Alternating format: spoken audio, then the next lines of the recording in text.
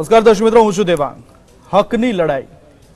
દર્શક મિત્રો, હડતાળ પર ઉતરેલા એસટી કર્મચારીઓ અને શિક્ષકોને તો સરકારે ગણતરીના કલાકોમાં બાંહેધરીનો મલમ લગાવી હડતાળ પૂર્ણ કરાવી દીધી, પરંતુ જિલ્લા પંચાયતના આરોગ્ય વિભાગના કર્મચારીઓ છેલ્લા 10 દિવસથી હડતાળ પર છે. ત્યારે સરકારને તેમની સામે જોવાની ફુરસત નથી. પોતાની 13 જેટલી પડતર માંગો સાથે આ કર્મચારીઓ હડતાળ પર છે અને જ્યાં સુધી માંગો ન સંતોષાય ત્યાં સુધી મચક નહીં આપવાનો મક્કમ નિર્ધાર વ્યક્ત કરાયો છે. એવામાં હડતાળના 11મા દિવસે આરોગ્ય કર્મચારીઓએ સત્યનારાયણ ભગવાનની કથા યોજી તો કેટલેક સ્થળે જિલ્લા પંચાયત કચેરી બહાર ગાયત્રી યજ્ઞ પણ યોજાયા. યજ્ઞમાં આહુતિ આપી કર્મચારીઓએ સરકારને સદબુદ્ધિ આવે તેવી કામના કરી હતી.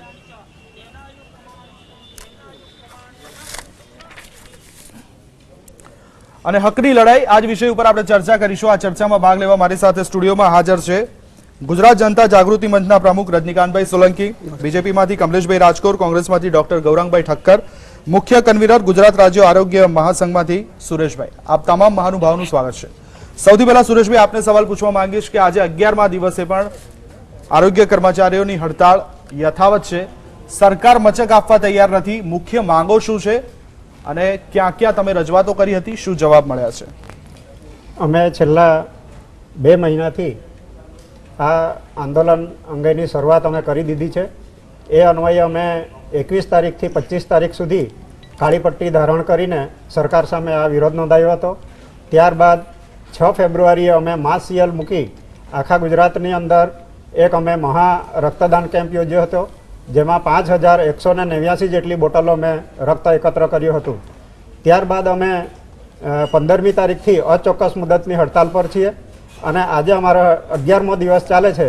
એના પહેલાં અમે માનનીય કમિશનર શ્રી, પંચાયત વિભાગના અલગ અલગ અધિકારીઓ તેમજ નાણાં વિભાગના અધિકારીઓ, સચિવો, આ સાથે અમે ચીફ સેક્રેટરીની પણ મુલાકાત કરી છે.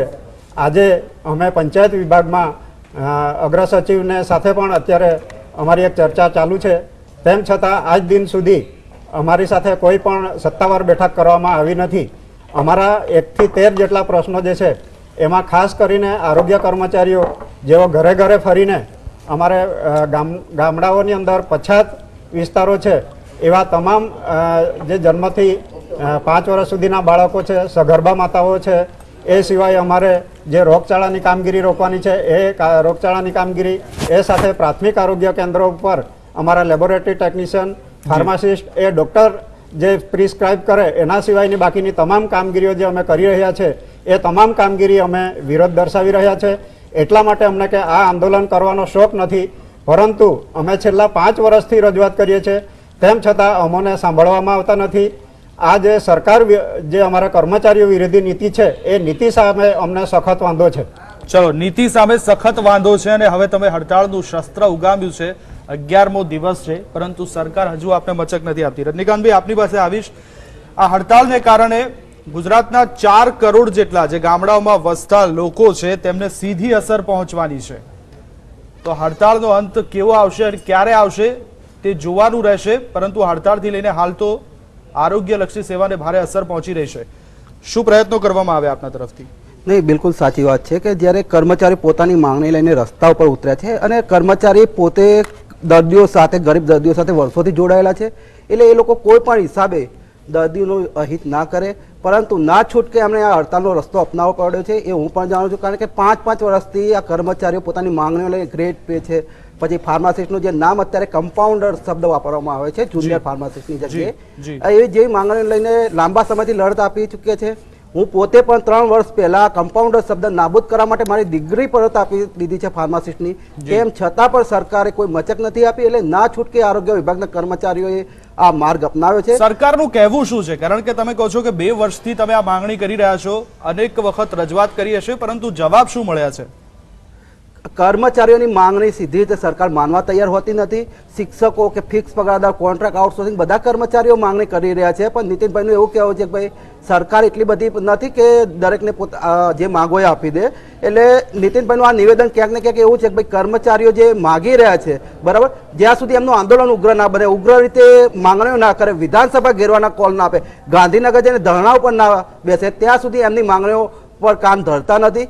અને આરોગ્ય વિભાગના કર્મચારીઓ જે ગાંધી ચિંધ્યા માર્ગે આંદોલન ચલાવી રહ્યા છે એ હું જોઈ રહ્યો છું કે ભવિષ્યમાં આગામી દિવસોમાં એ આંદોલન ઉગ્ર પણ બની શકે છે જો આ એટીટ્યુડ રહ્યો તો સરકાર. બિલકુલ કમલેશભાઈ, સીધો જ આક્ષેપ, જ્યાં સુધી ગાંધીનગરમાં સમાજનો કોઈ પણ વર્ગ ન આવે, પોતાની રજૂઆતને લઈને ધરણા ન યોજે, સડકો ઉપર ચક્કાજામ ન કરે, વિધાનસભાનો ઘેરાવ ન કરે, ત્યાં સુધી આ આંધળી અને બહેરી સરકારના કાને કોઈ વાત નથી જતી.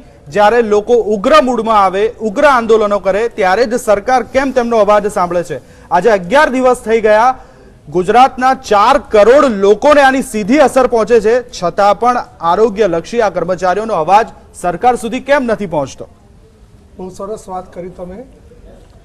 આરોગ્યના પ્રશ્નો લઈને જે લોકો હડતાલ પર ઉતર્યા છે એ લોકોની માગણી કદાચ સાચી છે ખોટી છે એ વિષય અત્યારે આપણે એક બાજુ મૂકી દઈએ, પરંતુ એ લોકો જેની સાથે સંકળાયેલા છે ગરીબ દલિત દર્દીઓ સાથે, એને અત્યારે ખૂબ જ મોટા પ્રમાણમાં ભોગવવાનું આવ્યું છે. વિષય એમને ઘણા ટાઈમથી આ માગણીઓ માટે એમણે માગણી કરી હતી અને અત્યારે કહે છે કે નીતિનભાઈને વારંવાર એ લોકો આરોગ્ય મંત્રીશ્રીને રજૂઆત પણ કરી હતી, પરંતુ કોઈ ટેકનિકલ કારણોસર આ એમની હડતાલનો અંત નથી આવ્યો અથવા તો ક્યાંક ને ક્યાંક અણસમજ ઊભી થઈ છે. તો હું એક જ વાત કહું છું કે માત્ર આ જે માગણીઓ છે એનો આરોગ્ય અધિકારીઓને લાગુ પડે છે ત્યાં સુધી માત્ર એક હડતાલ જ વિકલ્પ નથી, માત્ર હડતાલ જ કરવી એ વિકલ્પ નથી. એ આ માનવતાની દ્રષ્ટિએ આ હડતાલ પાછી ખેંચીને મંત્રણાનો વિકલ્પ જ રાખવો જોઈએ, મંત્રણા કરવી જ જોઈએ. વારંવાર કીધું કે 2 વર્ષથી તેઓ રજૂઆત કરી રહ્યા છે. વારંવાર હું તમને એ જ કહેવા માંગુ છું કે અત્યારે થોડા ટાઈમ પહેલા એસટી વાળાઓએ હડતાલ પાડી, એ પહેલા ડોક્ટરોએ પણ હડતાલ પાડી હતી, ત્યારે પણ આ જ વાત મેં આજ આપના માધ્યમથી કીધું હતું કે ડોક્ટરોએ પણ જ્યારે આરોગ્યલક્ષી સેવા એ એક આવશ્યક સેવા છે અને એ ગરીબ દર્દીઓના ભોગે તો એ હડતાલ ન જ પડવી જોઈએ. અને આપણે સક્ષમ એવા છીએ, તમારું યુનિયન અથવા તો તમારું સંગઠન એટલું સક્ષમ છે કે તમે આગળના બીજા કામો કરી, વધુ કામ કરી અથવા વધારે સારું પરિણામ લાવીને ટેકનિકલ કારણોને દૂર કરીને તમે એ હકો મેળવી શકો છો. માત્ર હકો મેળવવા માટે હડતાલ પાડવી અને હડતાલ પાડીને ગરીબ દર્દીઓને બાનમાં લેવા એ યોગ્ય નથી. તો એ તો સરકારે પણ વિચારવાનું ને, એમના એકલાની જવાબદારી તો આવતી નથી ગરીબ દર્દીઓને સાચવવાની, સરકારની પણ જવાબદારી આવે છે. જ્યારે 11 દિવસથી સુરક્ષા આરોગ્ય કર્મીઓ જ્યારે ન હોય હાજર ફરજ ઉપર, ત્યારે સરકારને પણ ચિંતા થવી જોઈએ ને. સરકાર સાથે મંત્રણાઓ કરી ત્યારે એમણે સરકારે એવું તો નહીં કીધું હોય કે જે વાજબી માંગણી છે એ સંકેલાશે નહીં, પરંતુ વાટાઘાટો કરવા તો બોલાવો પણ.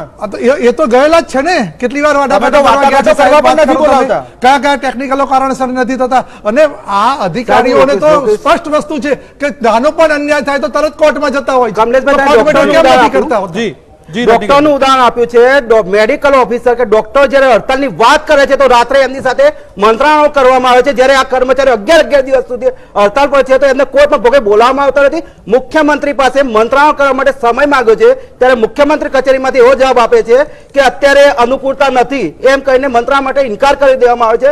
તો આ કર્મચારી માંગણી સુલઝાશે કઈ રીતે? તો શું ફક્ત આ કર્મચારીઓની જવાબદારી છે? કમલેશભાઈ શું કહેશો? કર્મચારીઓની તમારા મુખ્યમંત્રી કાર્યાલય તરફથી જવાબ આપવામાં આવે છે. જે કહે છે હું એટલા માટે માનવા તૈયાર નથી કે એ લોકોએ જે રીતે જે સિસ્ટમમાં આવીને જેની સાથે મંત્રણાઓ કરવી જોઈએ એ મંત્રણા કરવી જોઈએ.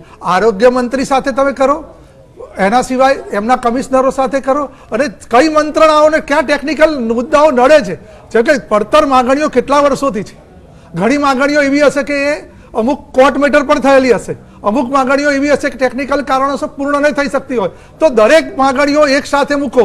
એના કરતા સરકાર ક્યારેય ના નથી પાડતી સાહેબ. આ હું માનવા તૈયાર નથી કે સરકારે ક્યારેક કોઈ રજનીકાંતભાઈ બેઠા છે અહીંયા. હું અહીંયા તમારી પાસે પણ આવું છું, પણ મારે પહેલા ગૌરાંગભાઈ પાસે જવું છે. ગૌરાંગભાઈ, વિપક્ષના નેતાને એસટી સંઘના પ્રમુખને મળવાનો ટાઈમ મળે છે, શિક્ષક સંઘના પ્રમુખને મળવાનો ટાઈમ મળે છે, પરંતુ આરોગ્યને લગતા કર્મચારી મહામંડળના પ્રમુખને મળવાનો ટાઈમ નથી મળતો અને એમનો અવાજ સરકાર સુધી પહોંચાડવાનો ટાઈમ નથી મળતો. આપને જવાબ આપીશ કે એ પણ થશે, પણ પહેલા જે સાહેબે કીધું રાજગોર સાહેબે કે ડોક્ટરની પણ હડતાલ ઉપર જાય છે અને એ લોકો માગણીઓ સ્વીકારે છે, એક નાનો પોઈન્ટ ક્લિયર કરી લઈશ. જ્યારે આજના પ્રાઇમ મિનિસ્ટર મુખ્યમંત્રી હતા એ 5 વર્ષ પહેલા ડોક્ટરોને આપેલું પ્રોમિસ હતું એ આજ દિન સુધી સાહેબ પડાયું નથી. ચાહે એ પ્રધાનમંત્રી થઈ ગયા ને હવે એમનું આ ઇલેક્શન આવ્યું એટલે ઇવન હેલ્થ વર્કર નહીં, નર્સ બી ખરા, ફાર્માસિસ્ટ બી ખરા ને ડોક્ટરો બી ખરા, ખાલી પોકળ વચનો આપી અને લોકોને મોટી મોટી વાતો કરવાની વાત આવે છે. સાહેબ આ જે રજૂઆત છે અત્યારે આમાં મેજોરિટી લેડીઝ વર્કર્સ છે. બિલકુલ, બિલકુલ. બરાબર, આપણે સ્ત્રી સશક્તિકરણની વાત કરીએ છીએ, એ નામ પર સ્ત્રીઓના વોટ લઈએ છીએ અને એ વાત ઉપર તમે બહાર પોતાની જાહેર સભાઓમાં બૂમો પાડો છો તો શું છે આ સ્ત્રી લેડીઝના એમ્પાવરમેન્ટ માટેની વાત નથી? એ લોકોનો પે ગ્રેડ માગી રહ્યા છે તો શું એ લોકો કામ નથી કરતા? તમે એ સિવાયના કામના કન્સાઇનમેન્ટ એ લોકોને આપો છો. તમે હેલ્થ આસિસ્ટન્ટ તરીકે એ લોકોને લીધા છે અને ફિમેલ હેલ્થ વર્કરની જગ્યાએ એ લોકો એમના હેલ્થ આસિસ્ટન્ટ ડિફાઇન કરો એમ કહે છે. દર્દીઓની સામે સ્ટાફની સંખ્યા ક્યાંક વધારો. વધારો. તો આમાં માંગણીઓ શું, અઘટિત અને- માંગણીઓ શું છે તેમની? સાહેબ, વોશિંગ અને- એલાઉન્સ તેમને અને- આપવામાં આવે, યુનિફોર્મ એલાઉન્સ આપવામાં આવે. જે તકલીફો પડી રહી છે, જે પીએચસી સેન્ટરના જે કર્મચારીઓ છે તેમની આ પ્રાથમિક જરૂરિયાતો છે. સાહેબ વોશિંગ માટેનો જે પૈસા આપવામાં આવે છે ને સ્ટાફના, જે નર્સિંગને ને એ લોકોને, એ પણ 6,000 રૂપિયા, જ્યારે બીજા રાજ્યોમાં 20,000 છે ને યુનિયન ટેરેટરીમાં 20,000 છે. જી. આવા નાના નાના પોઈન્ટ, પ્રે ગ્રેડ લો છે, એ લોકો પાસે આ જે પણ માંગણીઓ છે જેન્યુન છે સાહેબ. તમામ કામ કરાવવામાં આવે છે. એ લોકોને ગાયનેક ડોક્ટર્સના આસિસ્ટન્ટમાં કામ કરવામાં આવે છે, ફાર્માસિસ્ટના આસિસ્ટન્ટમાં કામ કરવામાં આવે છે, હોમ સર્વેમાં મોકલવામાં આવે છે, વિદ્યાર્થીઓને મેડિસિન આપવા માટે મોકલવામાં આવે છે. તો કામની જે વ્યાખ્યા છે એ વ્યાખ્યા તો વિસ્તારતા જાઓ છો તો પગાર વિસ્તારવામાં શું વાંધો છે? અને બીજું એમનું જે ક્વોલિફિકેશન પ્રમાણે એમને જે સિલેક્શન કરવામાં આવે છે 10+2 પ્રમાણે છે અથવા તો 12+2 પ્રમાણે છે. તો એ જ તલાટીને પણ એ જ પ્રમાણે સિલેક્ટ કરે છે, બીજી જગ્યાઓને એ પ્રમાણે સિલેક્ટ કરે છે. તો એ લોકોનો પ્રે ગ્રેડ ને આ લોકોનો પ્રે ગ્રેડ ઓછો શા માટે? એવું ડિસ્ક્રિમિનેશન કયા કારણસર સરકાર કરે છે? પણ આ અવાજ તો ગૌરંગભાઈ તમારે પણ સરકાર સમક્ષ ઉઠાવવાની, ચોક્કસ ઉઠાવાશે અને અમારી પાર્ટી તરફથી આ વસ્તુ મૂકવામાં આવશે. મૂકવામાં અને આવશે. પણ already- અત્યાર સુધી કેમ નહીં? ના, 11 દિવસ already થઈ ગયા. એના- આના પછી તો એસટી ની હડતાળ પણ થઈ, સમેટાઈ ગઈ. શિક્ષકો પણ હડતાળ ઉપર ઉતર્યા, સમેટાઈ ગયા. જ્યારે આજે 11મો દિવસ છે પીએસસી સીએસટી ના કર્મચારીઓનો, છતાં પણ વિરોધ પક્ષે આ અંગે કોઈ મુદ્દો નથી ઉઠાવ્યો.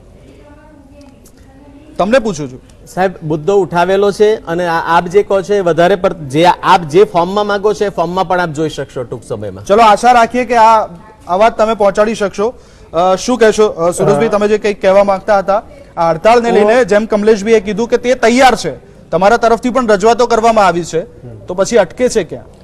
અટકે છે અમે જે જિલ્લા પંચાયતના આરોગ્ય કર્મચારીઓ જે છે તો એ અમે હાલના તબક્કામાં કામ કરીએ છીએ જિલ્લા પંચાયતમાં અને અમે જે કર્મચારીઓ ગણાઈએ છીએ આરોગ્ય વિભાગના અને સાથે નાણાકીય જે મેટર છે એમાં નાણાં વિભાગ સામેલ છે. એટલે અમારા જે પ્રશ્નો છે તે આરોગ્ય વિભાગના છે, પંચાયત વિભાગના છે અને નાણાં વિભાગ સાથે સીધા સ્પર્શતા જે છે.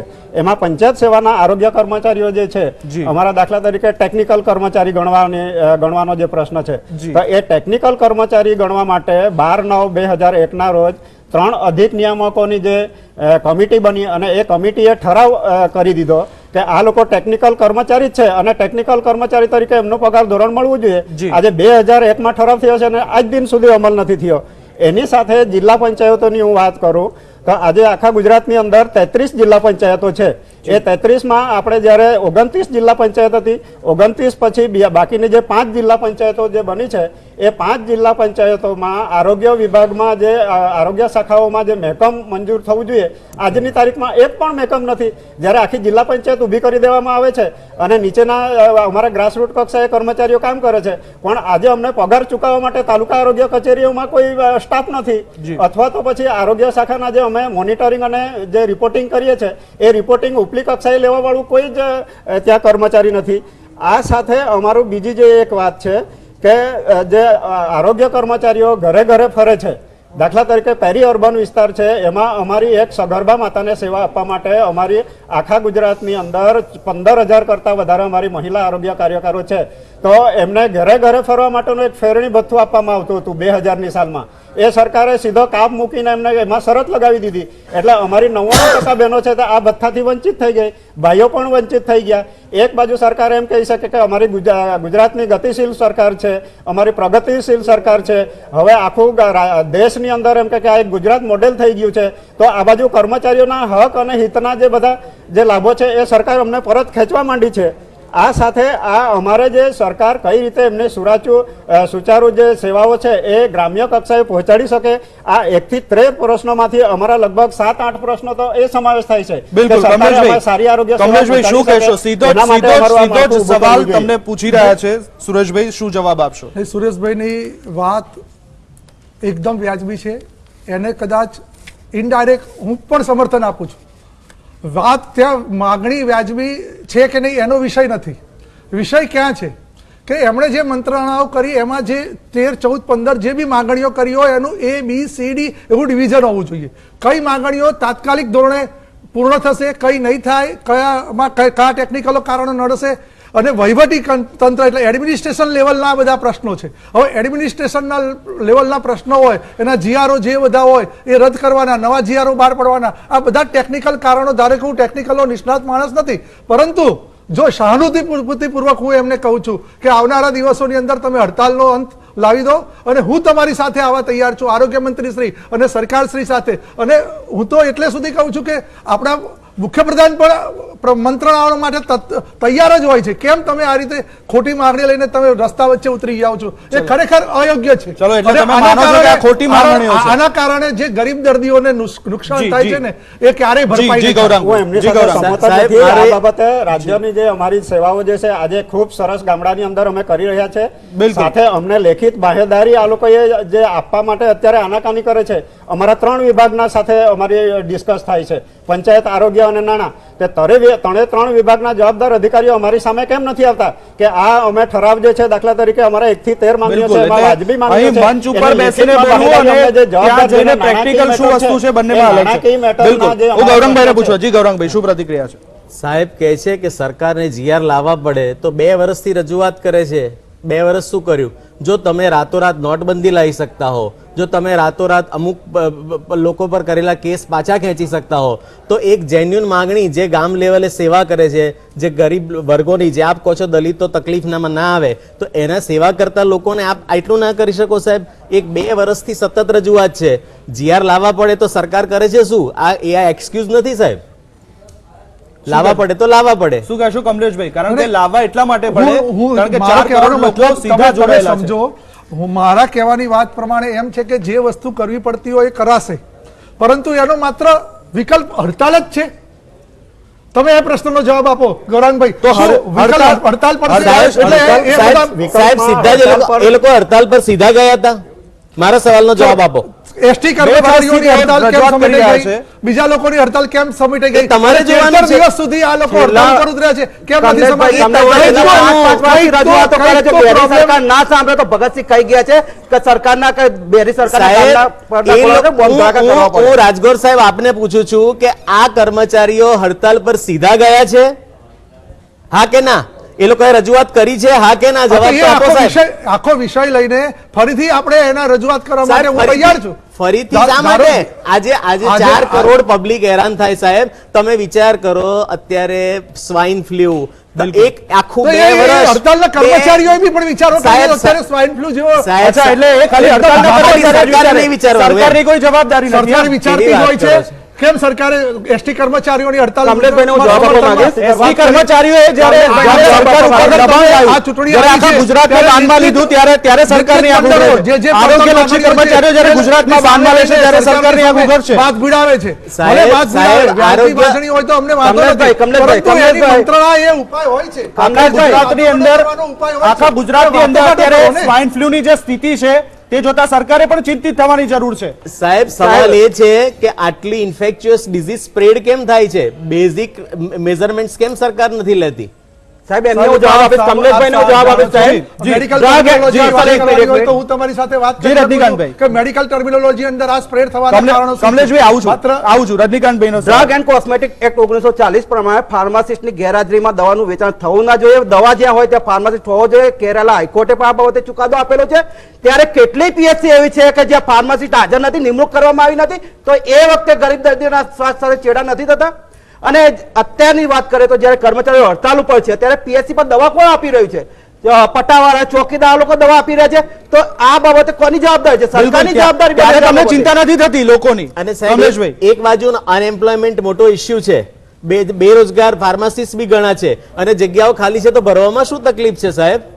કમલેશભાઈ, સરકારને. સીધા આક્ષેપો થઈ રહ્યા છે. હવે જ્યારે તમે આંગળી ચીંધી રહ્યા છો તો યાદ રાખો કે એક આંગળી તો સામે છે, બાકીની 3 તમારી બાજુ છે. પણ એ અમે સ્વીકારવા તૈયાર છીએ અને ભારતીય જનતા પાર્ટીની સરકારે ક્યારેય એવું કર્યું નથી કે યોગ્ય માંગણી હોય તો એને દબાઈ દેવામાં આવે અથવા તો એને નામંજૂર કરવામાં આવે. આજે- જે રજૂઆત થઈ છે એના પ્રશ્નો આજે જે વાત આજે અમને જ્યારે 13 માંગણીઓની અમારી જે વાત વાજબી કરી માંગણીઓ એ છે. 13 માંગણીઓની વાતમાં મેં તમને કીધું ને કે તમે ABCD જે પ્રમાણે જે અગત્યની માંગણીઓ છે એના પછીની જે માંગણીઓ અને ગ્રેડ પાડી દો અને જે કોર્ટ મેટર થઈ હોય એ માંગણીઓને કોર્ટના સહારે છોડી દો. ટેકનિકલ કંઈક GR બહાર પડવાનો હોય અને એનાથી જો માંગણીઓ પૂર્ણ થતી હોય તો એવા GR ની વાત કરો અને એને સોલ્યુશન તમારે પણ લાવવા માટે બી પણ આગળ ચર્ચા વધવું તો પડે. થવી જોઈએ. ચર્ચા તો થવી જોઈએ. અને અમારી વાત દર્દીઓને- તો ચર્ચાની જ છે. દર્દીઓને ચર્ચા તો બાંધવા કરો. નથી. હડતાલનો- અમારે- સાહેબ ચર્ચાની સાહેબ- કોઈ જરૂર નથી, માંગણી મૂકી જાય, સાહેબ, સ્વીકારી લો. સરકાર પણ કેમ? સરકાર આપ સ્વીકારવાનું ચલાવો છો નહીં, પણ કંઈ કારણ હશે ને. સાહેબ, સરકાર આપ ચલાવો છો, કેટેગરાઇઝ આપ કરો કે કઈ પ્રાયોરિટી છે. જી. It is your duty to do it. The priority and which is a basic હા, તો requirement of the people because you are running government. They are not running government. એ સંગઠનોને હું આવકારું છું અને આવકારીને હું કહું છું કે આવો આપણે મંત્રણા માટે તૈયાર છે અને સરકારના પ્રતિનિધિઓ પણ એના સાથે જોડાશે અને જ્યાં જાય પણ પહેલા જે બાનમાં લીધા છે ગરીબ દર્દીઓને એનો તો અંત લાવવો અમે પડે કોઈ ને. હા, તો એનો અંત લાવવા માટે ખાલી એ લોકો જવાબદાર છે, સરકાર જવાબદાર નથી. હું કમલેશભાઈ વારંવાર એટલા માટે પૂછી રહ્યો છું કારણ કે તમે એમની સામે આંગળી ચીંધી રહ્યા છો. 2 સાહેબ, વર્ષથી જે સાહેબ, કર્મચારીઓ તમને સમજો- વિનંતી સમજો કરી રહ્યા તમે જે છે, ST તમને કર્મચારીઓ લેખિતમાં હડતાલ રજૂઆત કરી રહ્યા છે, ST કર્મચારીઓ મૌખિક રજૂઆત કરી રહ્યા છે અરે એમને અને જે એ જ પણ- કર્મચારીઓ જ્યારે હડતાળ ઉપર ઉતરે છે ત્યારે તમે તેની સામે આક્ષેપ કરી રહ્યા છો. કેમ સરકારની જવાબદારી નથી આક્ષેપ થતી? કરવાનો સવાલ નથી. હું એમ કહું છું ને, હું પણ તમારી જે વ્યાજબી માંગણીઓ હોય એના સમર્થનમાં જ છું. સાહેબ, પરંતુ જે તમે હડતાલ પાડી છે એના કારણે આવશ્યક સેવાઓ જે રોકાઈ અમારી- ગઈ છે. અમારી એના વાજબી માંગણીઓ માંગણીઓ છે. જ્યારે શરૂઆત તો કરો તમે. સરકારે સ્વીકારી જ છે. એ સાહેબ- કહે કે તમારી આ 1 થી 3 માંગણીઓ વ્યાજબી છે તો એ વાજબી માંગણીઓ માટે ચર્ચા માટે સામે આવે, અમને લેખિતમાં બાહેધરી આપે, અમે આંદોલન સમેટી લઈએ. હા, તો જે સરકારે જવાબદાર- તમને જવાબદાર બાહેધરી અધિકારી તો આપવામાં આવે છે, છે. સાહેબ. તો મારું અમારી કહેવાનું એ જ સાથે થાય છે. નાણાં A, વિભાગ, B, C પંચાયત અને વિભાગ category બહાર અને પાડી. સુરેશ, આ એ ત્રણે સુલઝાવવાની ત્રણ કોશિશ વિભાગોના જે- સમયનો અભાવ છે. માત્ર સરકારે સમયનો સામે અભાવ. પડીને તમે આ રીતે સમયનો વાત અભાવ છે. કરશો. સમયનો અભાવ છે. સુરેશભાઈ, તમે કીધું કે પહેલી 3 માંગણીઓ છે, સરકારે કીધું કે હા અમે આની ઉપર વિચારીશું. તમે કહો છો લેખિત બાંહેધરી આપવામાં આવે. લેખિત બાંહેધરી માટે સરકારે તમને આમંત્રિત કર્યા છે ચર્ચા માટે? ના, આજ સુધી આ માત્ર અમે રૂબરૂ મુલાકાત માટે ગયા છે કે આ આંદોલન જે થઈ રહ્યું છે એ ગરીબ લોકો માટે એક સારું નથી. અમે એના ઘણા બધા નબળા અને સારા પાસા જોયા છે. આ આંદોલન તમારે સમેટાવવું હોય તો આ અમને 1 થી 13 માંગણીઓ છે એમાં મોટે ભાગેના પ્રશ્નો એવા છે કે જેમણે સૈદ્ધાંતિક સ્વીકાર કરી લીધો છે. સાહેબ- અમારી પાસે ભૂતપૂર્વ જે વર્ષો નીકળી ગયા છે, વર્ષોમાં અમારી પાસે 1 કિલો થપ્પી થાય એટલી અમારી પાસે મિનિટ્સ છે એની. જ્યારે અમારે કમિશનર કક્ષાએ, સચિવ કક્ષાએ જે બેઠકો થઈ એ બેઠકોની કાર્યવાહી નો અમારી જોડે મોજૂદ છે. આ જે પ્રશ્નો છે તમામ સ્વીકારેલા છે એમણે, તો એ સ્વીકારે છે તો અમલમાં કેમ મૂકવા નથી માંગતા? સ્વીકાર્યા છે તો અમલમાં કેમ અને નથી? સાહેબ ગૌરંગભાઈ. એક પોઈન્ટ કહેવો જી. છે કે આ બાનમાં તાત્કાલિક લેવાની વાત જે કહે છે એ ખોટી છે સાહેબ. કોઈ બાનમાં નથી લીધા. એ લોકો એમ કહે છે એ લોકોએ કાળી પટ્ટી બાંધીને રજૂઆત કરી, એ લોકોએ ઓન ડ્યુટી પ્રેઝન્ટેશન કર્યા, બિલકુલ. એ લોકોએ એજિટેશન વિથ ડ્યુટી કર્યા. સાહેબ, we have to salute them and respect them because they are treating the people at the zero level. બિલકુલ. એટલે એ લોકોએ પોતાની ડ્યુટી નિભાઈ અને સાથે વિરોધ કર્યો છે. વિરોધ સરકારે ધ્યાનમાં નથી લીધો ત્યારે મજબૂરન એ લોકોને જવું પડ્યું છે. એ લોકો પોતાના દિલની ખુશીથી નથી ગયા સાહેબ. રજનીકાંતભાઈ, આ જ સિગ્નલ ફ્લુ ની વાત કરીએ જી. સાહેબ તો સિગ્નલ ફ્લુ માં અમારી જવાબદારી સુરેશભાઈ, નથી આવું છું. આગળની. સુરેશભાઈ, અમારે જે સમયનો અભાવ છે. કક્ષાએથી અમે જે સમયનો અભાવ છે કેસો- મારી પાસે. કેસો અમે રજનીકાંતભાઈ, શોધીને મોકલાવીએ છે. રજનીકાંતભાઈ, એ હવે કેસો આગળની બીજી સ્ટ્રેટેજી વખત શું અમારે રહેશે? વાત? આગળની સ્ટ્રેટેજી શું રહેશે? આગળની કારણ કે સ્ટ્રેટેજી સરકારે આજ વાત સુધી 11મા દિવસે પણ તમને સાંભળ્યા નથી. હવે શું કરશો? ફાર્માસિસ્ટોની હું જો વાત કરું તો ફાર્માસિસ્ટ છે એને નિમણૂક કમ્પાઉન્ડર તરીકે આ લોકો આપે છે, એક અપમાન કરે છે. કમ્પાઉન્ડર શબ્દ ફાર્માસિસ્ટો માટે અપમાનજનક છે અને એ નોકરી પર જોઈન્ટ થાય એ દિવસથી માંડી અને રિટાયર થાય ત્યાં સુધી એની ઓળખ કમ્પાઉન્ડર તરીકે જ રહે છે. એને કોઈ જુનિયર ફાર્માસિસ્ટમાંથી સિનિયર ફાર્માસિસ્ટ કે ચીફ ફાર્માસિસ્ટ તરીકેના કોઈ પ્રમોશનનો લાભ મળતો નથી. એટલે અમારી ટીમની અત્યારે જે સ્ટ્રેટેજીની વાત કરીએ તો અમારી ટીમ આરોગ્ય કર્મચારીઓ સાથે જ છે અને જ્યારે પણ જરૂર પડશે ત્યારે ખભો મિલાવી અને લડત આપવા તૈયાર છીએ. ટૂંકમાં આગળ લડી લેવાના મૂડમાં છો તમે જ્યાં સુધી સરકાર લેખિત બાંહેધરી નહીં આપે? અમે તો એ સુધી છે કે આ જે અમે અમારું ગાંધી ચિંધ્યા માર્ગેનું જે આંદોલન છે એ આંદોલન અમારા આખા 33 જિલ્લામાં જે 100% સફળ છે અને આ 100% સફળ થતા અમારા બાજુ ધ્યાન જો નહીં આવશે તો આગામી દિવસોમાં અમારે આક્રમક કાર્યક્રમો આપવાની પણ તૈયારી છે. સુરેશભાઈ, પણ આક્રમક અમે- કાર્યક્રમો આપો, પણ એની સામે ગામડાના જે દર્દીઓ છે એના વિશે પણ આપણે વિચારવું જોઈએ. આટલા વર્ષો ગામડાના સુધી દર્દીઓ- સરકારનો પગાર લીધો અને દર્દીઓની સેવા કરવાનો સંકલ્પ કર્યો હતો આપણે, અને એ દર્દીઓને તમે હાલ બાનમાં લઈ ના રહ્યા ના છો. ના બાનમાં લેવાનો કોઈ પ્રશ્ન નથી. જ્યારે અમારા જે આ સૈદ્ધાંતિક પ્રશ્નો સ્વીકારી લીધા છે તો એ સ્વીકારીને અમને લોલીપોપ આપવામાં આવે છે. જેમ એસટી વાળાને તો 1/1/2016 થી જે 7મો પગાર પંચ લાગુ પડતો હતો એ એમનો લેવાનો હક હતો અને એમણે આપ્યો છે, એટલે સરકારે કોઈ મોટું કામ નથી કર્યું. એ એમનો લેવાનો જ પ્રશ્ન ચલો, હતો. સવાલ એટલે એ લીધે છે. સમયનો અભાવ છે. અને- કમલેશભાઈ, તમારી પાસે 1 મિનિટ છે, શું કહેશો? કારણ કે મારે વધારે નથી બોલવું, નહીં, સ્પષ્ટ વાત પણ છે. હવે જો જ્યારે સૈદ્ધાંતિક સરકાર સાથે રીતે સરકારે સમાધાનની વાત આવે છે, સૈદ્ધાંતિક રીતે